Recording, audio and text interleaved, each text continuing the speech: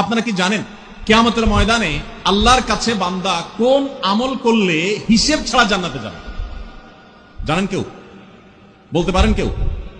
ভাই, আল্লাহর কাছে হিসেব দিয়ে জান্নাতে যাওয়া কি সহজ কাম না? হলে হিসেব ছাড়া আল্লাহ তাআলা এমনিতেই বলবেন হিসাব টিসাব নাই, তোমাকে এমনি জান্নাতে দিলাম। এটা চান আপনারা? দেখুন কোরআনে কারীম আল্লাহ তাআলা বলছেন, ইন্নামা ইউওয়াফাস সাবিরুনা আজরাহুম বিগাইরি হিসাব।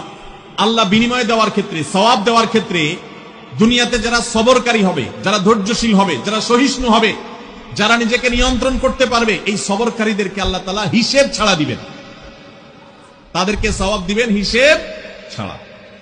তাহলে আপনি যখন আপনার কর্মস্থলে থাকবেন আপনাকে ধৈর্য ধারণ করতে হবে। আপনি যখন পাবলিক পরিবহনে উঠবেন আপনার মাথা ঠান্ডা রাখতে হবে। আপনি যখন আপনার বাসা বাড়িতে থাকবেন আপনার মাথা ঠান্ডা থাকতে হবে।